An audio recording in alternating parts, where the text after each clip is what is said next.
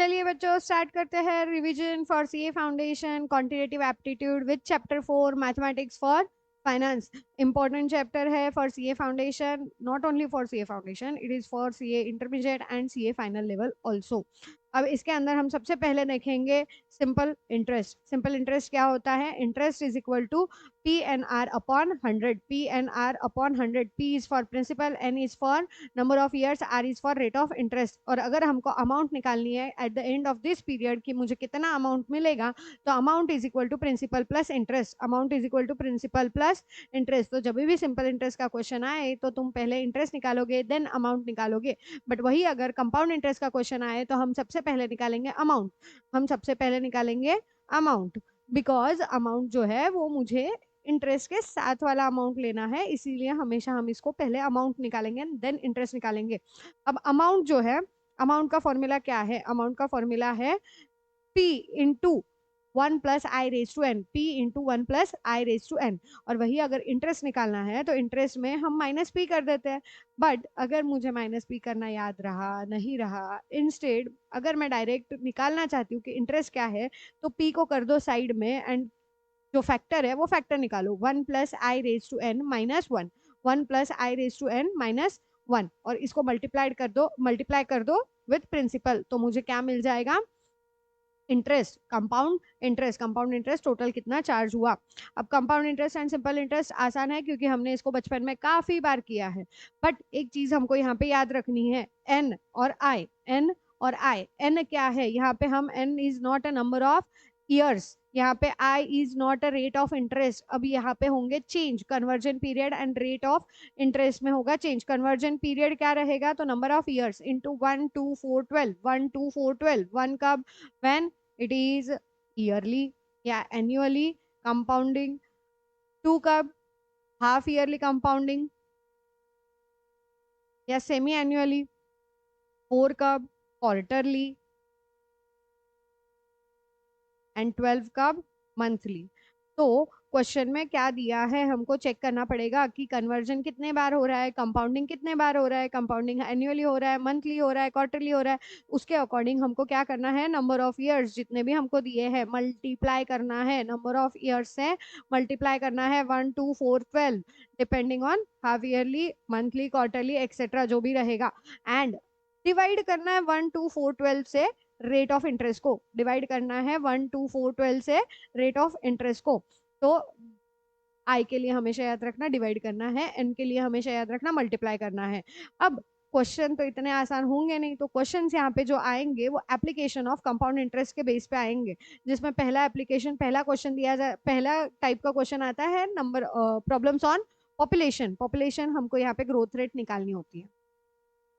Growth rate निकालनी होती है। ग्रोथ रेट क्या रहेगा? Birth rate minus death rate. Birth rate minus death rate. अब ये कभी थाउजेंड्स में देते हैं तो चेक कर लेना, उसको परसेंटेज के बेस पे निकाल के देन आंसर करना। उसको परसेंटेज के बेस पे निकाल के देन आंसर करना।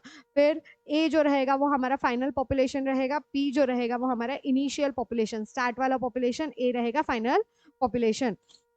फॉर्मूला सेम क्या रहेगा? A is equal to P into 1 plus I raise to N. But वही अगर डेप्रीसिएशन का क्वेश्चन आए, डेप्रीसिएशन में हम क्या करते हैं? हमने डेप्रीसिएशन बहुत किया है अकाउंट्स में। क्या करते हैं हम?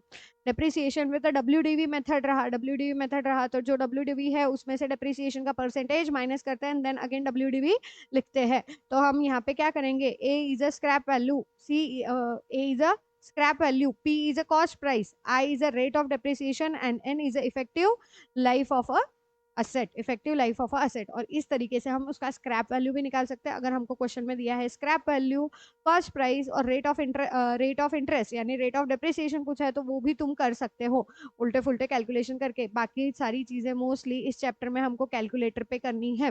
देन एक और क्वेश्चन इसमें से बनता है that is effective rate of return. Effective rate of return क्या होगा? ये जो पी मल्टीप्लाई करने के पहले तुम जो निकाल रहे हो ना, यही तुम्हारा इफेक्टिव रेट ऑफ रिटर्न है। पी प्रिंसिपल मल्टीप्लाई करने के पहले जो हमने फैक्टर निकाला था वही मेरा इफेक्टिव रेट ऑफ रिटर्न है। अब यहाँ पे कंपाउंड इंटरेस्ट भी हो गया खत्म। अब आते हैं एन्यूटी। एन्यूटी क्या होता है? Annuity is a regular payment. Annuity is a regular payment in interval of time, same time पे या फिर एक सेम इंटरवल में हम उसको बार बार पेमेंट कर रहे हैं या बार बार रिसीव कर रहे हैं, दोनों चीजें आएगी, पेमेंट भी आएगा एंड रिसीट भी आएगा।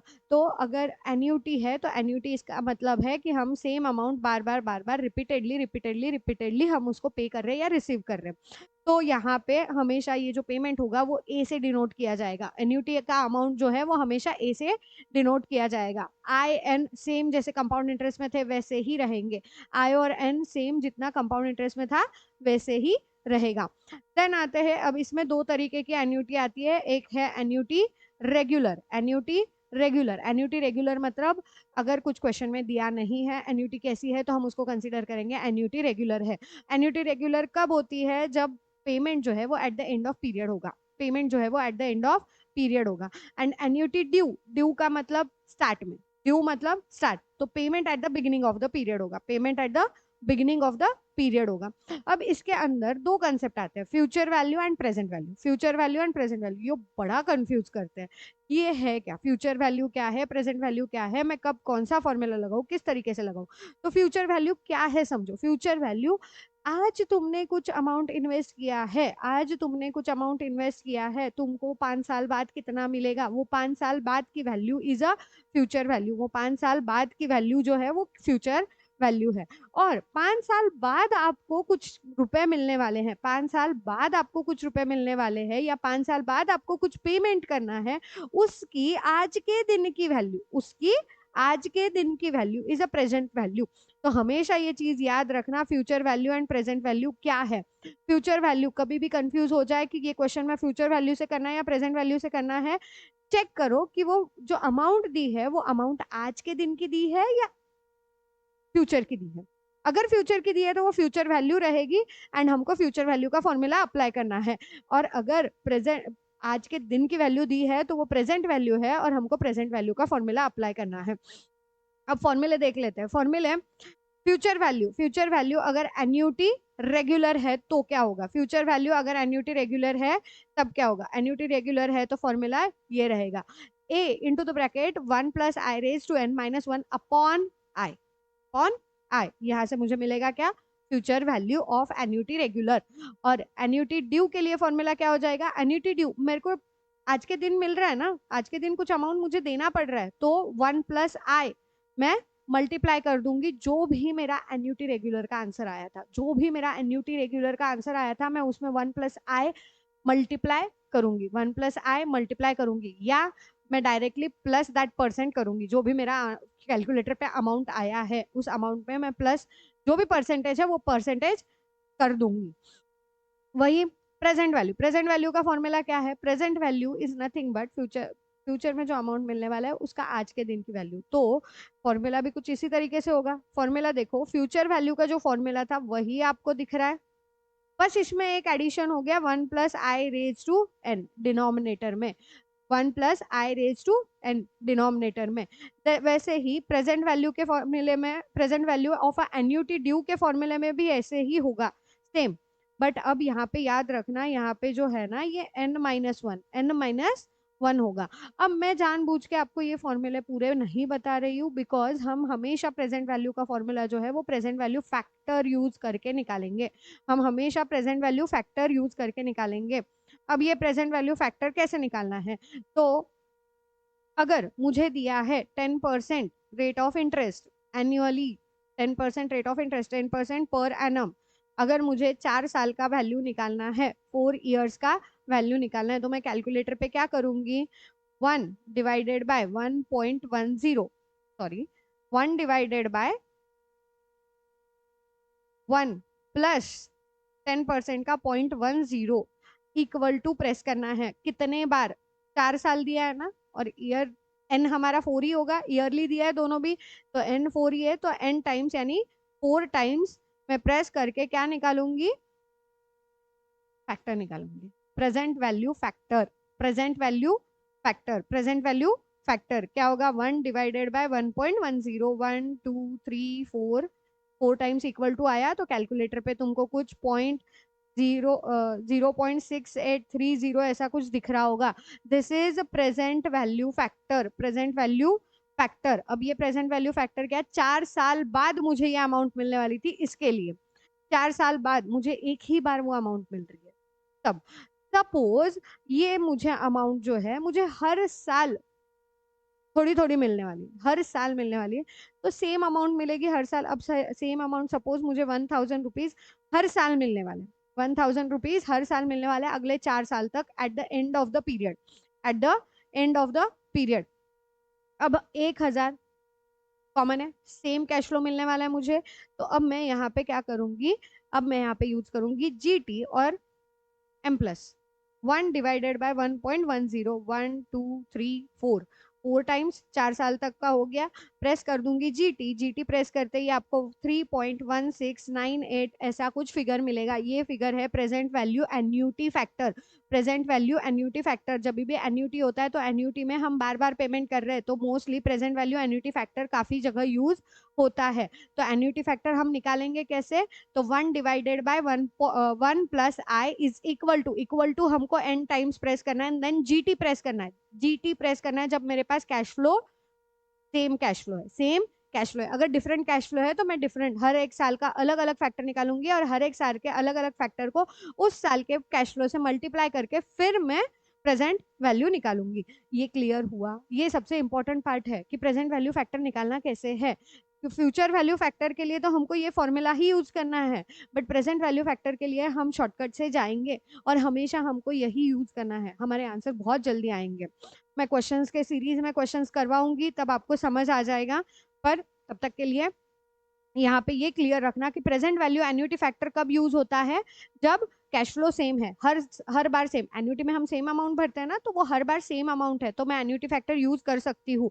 और कैश प्रेजेंट वैल्यू फैक्टर कब यूज करेंगे, जब कैश फ्लो डिफरेंट डिफरेंट है, तो मैं हर साल का फैक्टर अलग से निकालूंगी और उसके कैश फ्लो से मल्टीप्लाई करूंगी। अब इसका एप्लीकेशन कहाँ कहाँ होता है? पहला क्वेश्चन ऐसा टाइप का आता है, लीजिंग, लीज करना है या नहीं, लीज करना चाहिए या नहीं, लीज फेवरेबल है या नहीं। अब लीज फेवरेबल है या नहीं, इसके लिए सिंपल सा है, लीज इज फेवरेबल कब, अगर प्रेजेंट वैल्यू फैक्टर, लीज क्या होता है सबसे पहले वो समझो, इट इज अ रेंटल। एक जमीन है, वो जमीन आपको रेंट पे देना है कुछ ज्यादा सालों के लिए, तो वो जो रेंट मिलने वाला है उसको हम लीज रेंटल बोलते हैं। अब ये जो लीज रेंटल मुझे मिलने वाला है, आपने आज तो कॉस्ट डाल दिया असेट में, लैंड परचेस करने में। अब जब आप उसको रेंट पे दे रहे हो, उस लैंड को रेंट पे दे रहे हो, तो रेंट रेंट मिलने वाला है, कोई और उसको यूज कर रहा है, उस यूज के लिए वो हमको पैसे देने वाला है। तो वो जितने साल के लिए यूज करेगा, अगर उसमें मेरा कॉस्ट ऑफ असेट रिकवर हो रहा है तो वो मेरे लिए फेवरेबल है।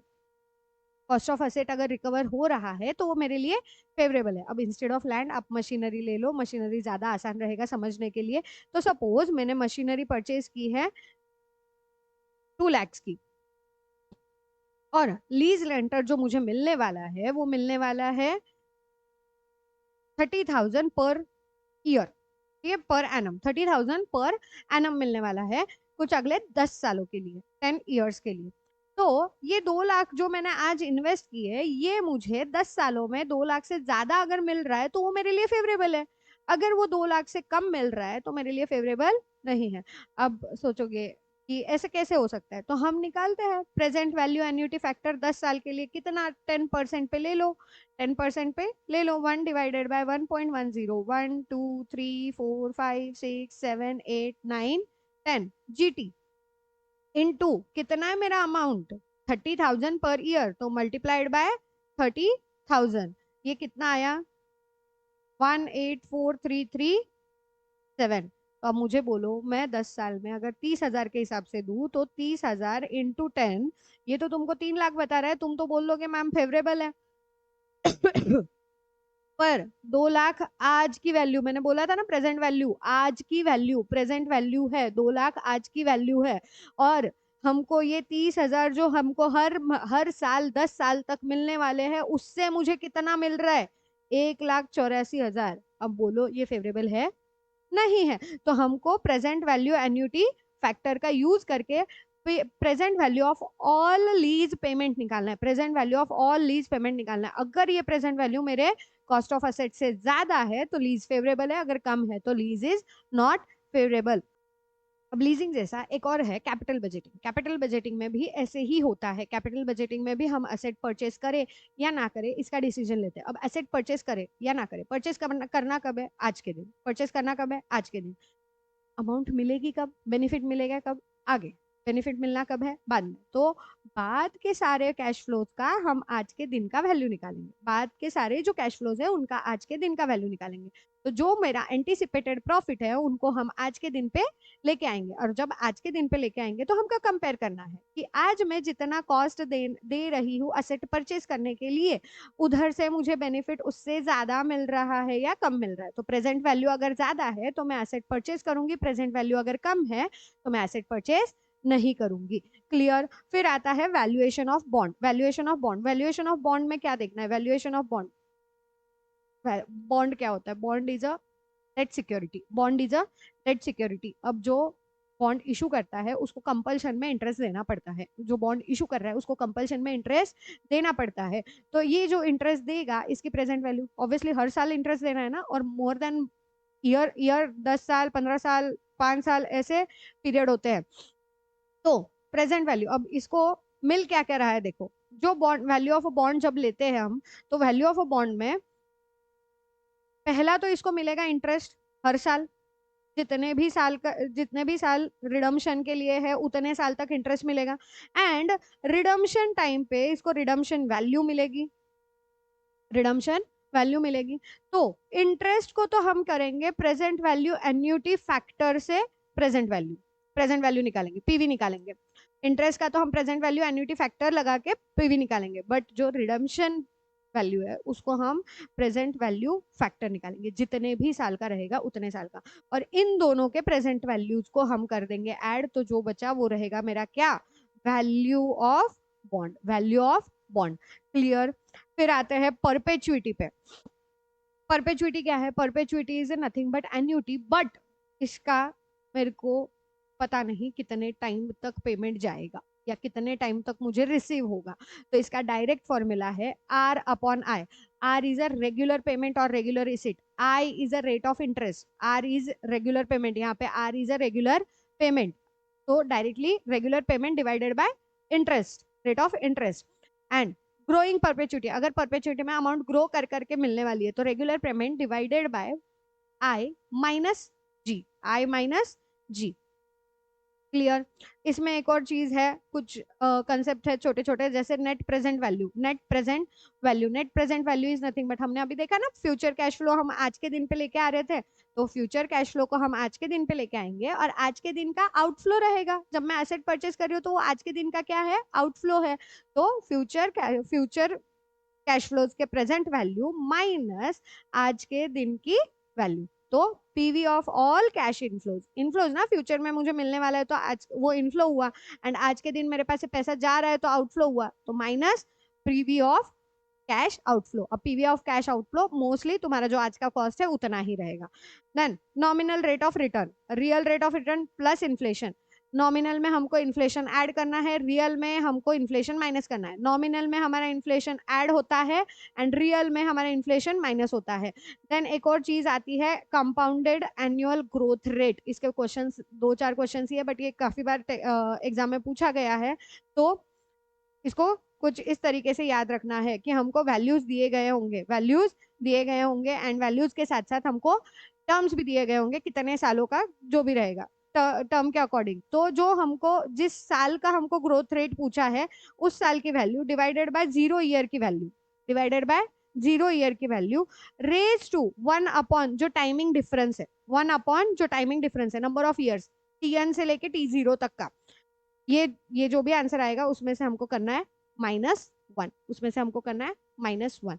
अब यहाँ पे आपका जो ये चैप्टर है मैथमेटिक्स फॉर फाइनेंस, इसके सारे कंसेप्ट मैंने ले लिए। इसके क्वेश्चंस का अलग से वीडियो होगा जिसमें मैं तुमको समझाऊंगी कि कब हमको कौन सा फॉर्मूला किस तरीके से यूज करना है और कैलकुलेटर पे फास्ट कैसे करना है। तो वो वीडियो आप जरूर देखिएगा और वहां से मैं गारंटी देती हूँ कि आपका एक भी क्वेश्चन गलत नहीं होगा अगर आप प्रॉपर तरीके से उसको समझो एंड सॉल्व करने जाओ। तो आज के लिए हम यही रुकते हैं, कल मिलेंगे विद नेक्स्ट चैप्टर। तब तक के लिए पढ़ते रहिए।